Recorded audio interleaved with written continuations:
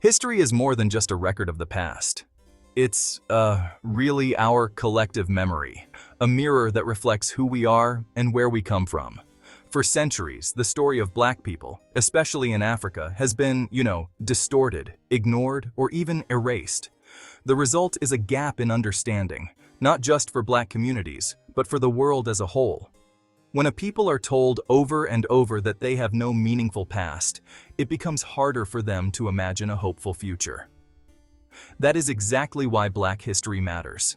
It is the foundation for pride, dignity, and self-worth. Knowing Black history also pushes back against the lies and stereotypes. It gives young people heroes to look up to. It shows the incredible achievements made in science, art, governance, and more, long before the rest of the world even caught up. By uncovering this hidden legacy, we not only honor our ancestors, but we also inspire new generations to dream bigger. Every community deserves to see itself in the pages of history. And for Black people, this act of remembering is, honestly, a form of liberation. When Black children see themselves as descendants of builders, thinkers, and rulers, their self-image changes. They start to walk taller. They begin to realize that greatness is not something foreign or unreachable. It is part of their own heritage. This is why telling the real story of Black civilization is so urgent. It brings lost pride back to life. But history is not just about celebration. It is also about learning from the past. It helps us see where things went wrong, so we can avoid the same mistakes. For Black communities worldwide, reclaiming history is about survival and progress. It's about taking back the narrative from the conquerors, colonizers, and those who wrote history with their own interests at heart.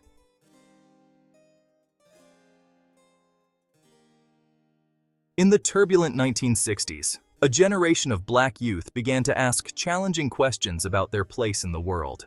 They wondered why their schools, neighborhoods, and opportunities looked so different from those of others. They questioned the stories in textbooks that painted Africa as a land of darkness and backwardness. Instead of accepting these narratives, they searched for the truth about their roots. This spirit of inquiry was the seed of a new movement, a second great emancipation, not just of bodies, but of minds. This quest for truth was not easy. The answers were not in the curriculum or the media. Instead, Black students had to dig deeper, turning to elders, community leaders, and the rare works by Black historians. They started to realize that the way history was taught shaped how they saw themselves and how others saw them. The urge to break free from negative stereotypes was powerful. It was a call to rediscover pride, to question long-held assumptions, and to reclaim a story that was rightfully theirs. The movement was not just academic, it was deeply personal. Young people wanted to know why Africa, once the cradle of civilization, had been reduced to poverty and struggle. They wondered how a people who built pyramids and founded empires could become the most oppressed and exploited. These questions demanded answers that went beyond what mainstream historians were willing to offer. Black youth were ready to fill in the gaps, to challenge the status quo, and to demand a history that honored their true legacy. As more Black educators and scholars joined the search, a new body of research began to emerge. This research sought to center Africans in their own story, rather than viewing them through the eyes of outsiders. The result was a powerful intellectual awakening, a movement that would change not only what was taught, but how Black people saw themselves. This was the context in which Chancellor Williams began his life's work.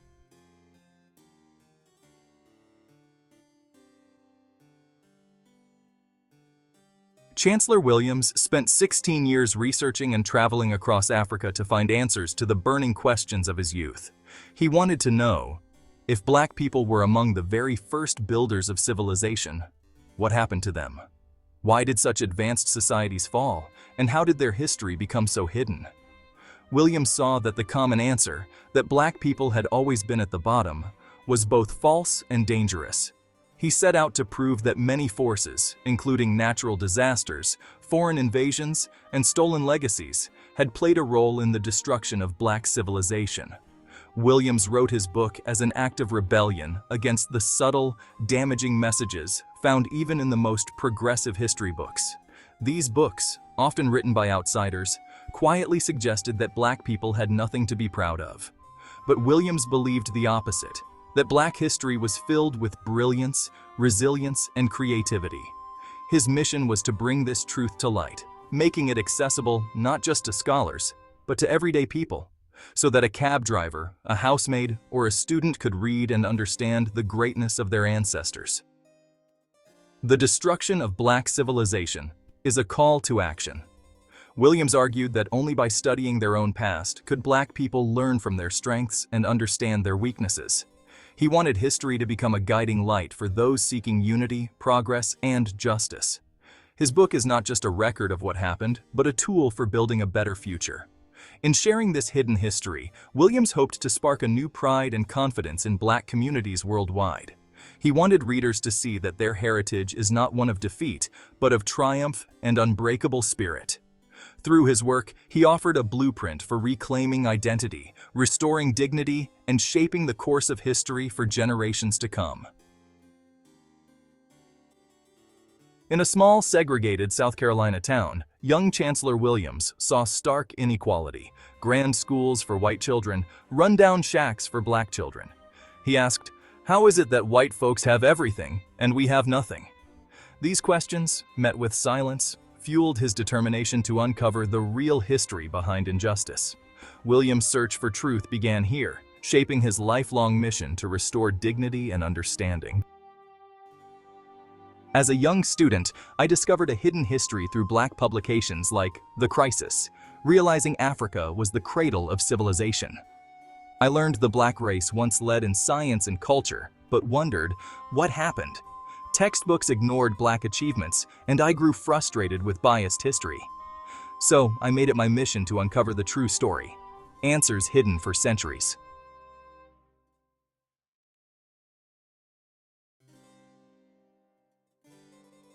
My research was revolutionary because, well, it broke from all previous approaches to studying African history. I decided to focus on black civilization alone, looking at what Africans themselves had created, independent of European or Asian influence. This was a radical shift.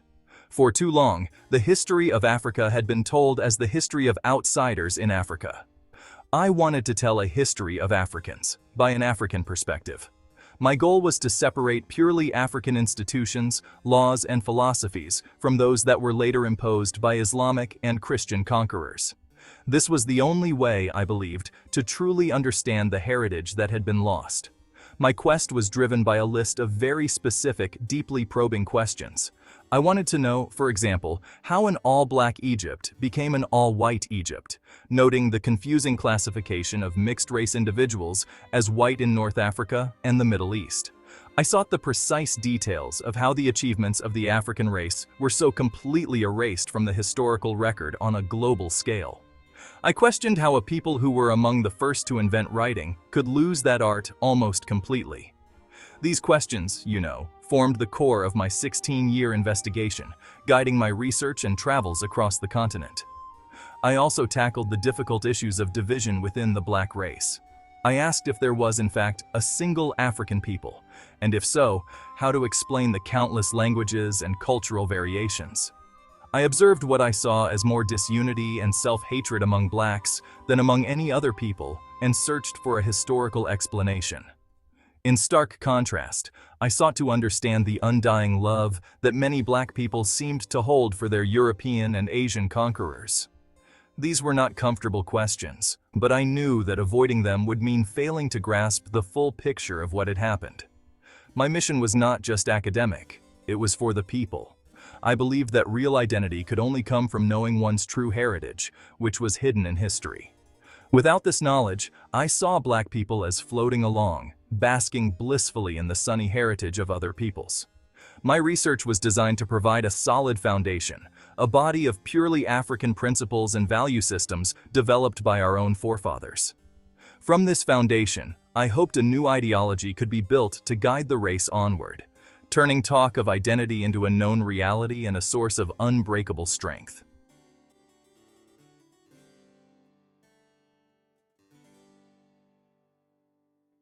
Before Greece and Rome, Black Africans of the Nile Valley led the world in knowledge and innovation. They developed a solar calendar, advanced geometry, and medical practices that were centuries ahead of their time. The invention of writing, hieroglyphs, allowed them to record language, administer empires, and preserve culture. Their architecture, from pyramids to obelisks, showcased unmatched engineering and artistry. Structures like the Great Pyramid at Giza required mastery in logistics and mathematics. These monuments have endured for millennia, testifying to the genius of their creators. Early Black civilizations defined what it meant to be civilized: thinkers, innovators, and builders. Their legacy in science, writing, and architecture is the foundation of human progress. Recognizing this truth reclaims the narrative and restores pride in African heritage. The world today stands on the shoulders of these early African pioneers.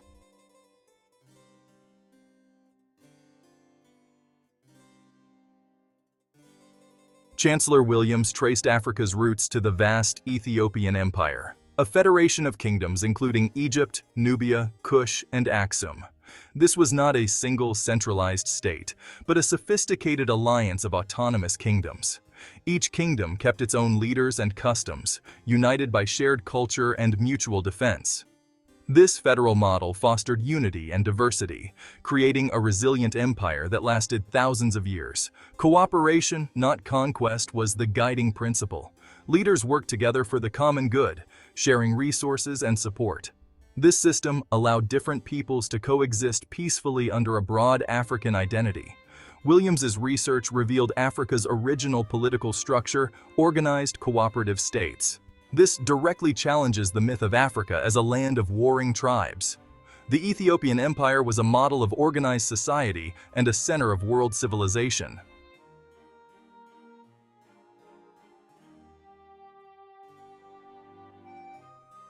Williams discovered a continent-wide constitutional system uniting Black Africa. Across 105 language groups, he found shared principles of governance: an unwritten constitution. Power flowed from the people upward. Leaders were custodians, not owners, of the land. Leaders were chosen by the people and could be removed for failing their duties. Councils of elders checked power, ensuring decisions served the community. Rights included fair trials, appeals, and communal care in times of need. This legal tradition promoted unity, justice, and stability. It refutes the myth of pre-colonial Africa as lawless. European writers ignored this unity, promoting division to justify domination.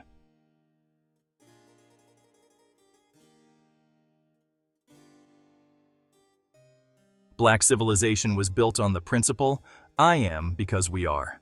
The economic system ensured everyone had access to land, food, and shelter. Wealth was communal. Land could not be bought or sold. Families farmed and contributed to community reserves. This prevented poverty and created security for all. The extended family was the core social unit, providing mutual support across generations. Elders guided the community. Children were raised by the village. This social fabric fostered belonging, identity, and resilience. Cooperation and collective responsibility were valued over competition. Williams saw this as the perfected African heritage, a system fostering unity and justice. This social treasure was systematically targeted during centuries of foreign invasion.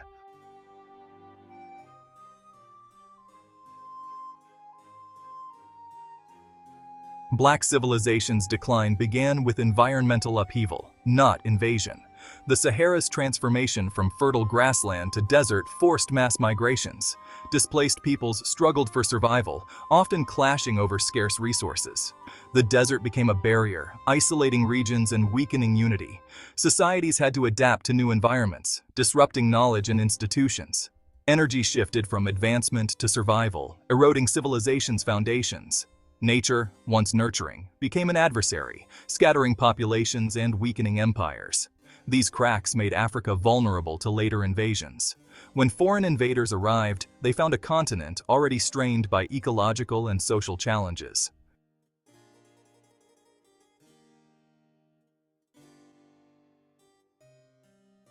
After nature's assault, Black civilization faced relentless invasions from Asia and Europe.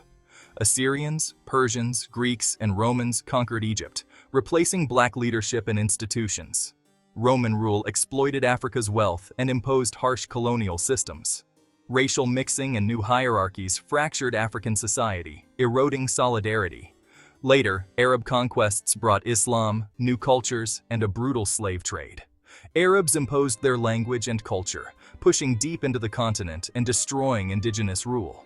These invasions attacked the core of black civilization: culture, identity, and unity. Invaders destroyed records, replaced history, and imposed systems of control. Africa's strength was drained, leaving it vulnerable to the transatlantic slave trade. The long process of external aggression left a legacy of division and subjugation. The Arab and European slave trades devastated Africa, draining millions through brutal, organized systems. Families were torn apart, societies crippled, and entire regions depopulated. The transatlantic trade fueled American wealth, while Africa suffered demographic collapse and deep psychological wounds. The legacy: a continent left shattered, vulnerable, and forever changed.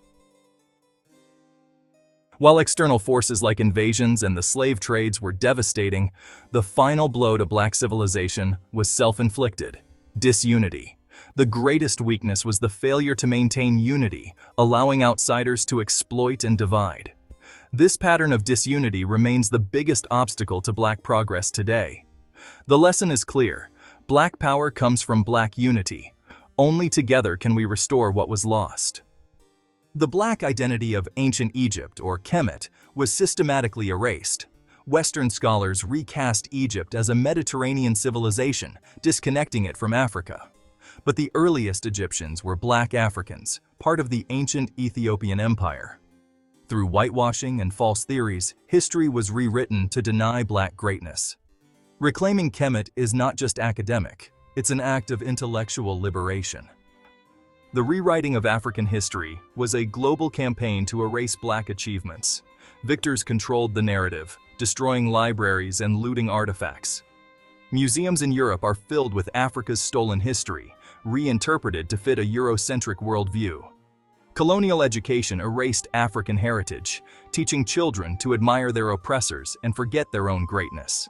But the conqueror's greatest victory wasn't on the battlefield, but in the minds of the conquered. When history is distorted, it creates a psychological prison, leading to self-doubt, division, and a search for identity elsewhere. Breaking these chains means reclaiming true African heritage. Williams' work is a call to decolonize the mind and heal through truth. Chancellor Williams believed history should be a tool for liberation, not just facts to memorize. For black people, it's about learning from both strengths and weaknesses, unity, community, and where we fell vulnerable. By facing hard truths, we gain the wisdom to rebuild stronger, using history as a guide to a better future. Chancellor Williams teaches that unity is the foundation of black power. History shows that division allowed outsiders to conquer, but unity is our shield and engine for progress. When we reject classism, colorism, and regionalism and stand together, we become unstoppable, restoring our destiny through unbreakable unity. The goal of studying this history is to restore pride and self-worth to the black race. When you know your ancestors were the world's first scientists and leaders, pride replaces shame. This pride inspires action and empowers a new generation to dream bigger. By reclaiming our history and unity, we build a future rooted in greatness. Dao, Chancellor Williams.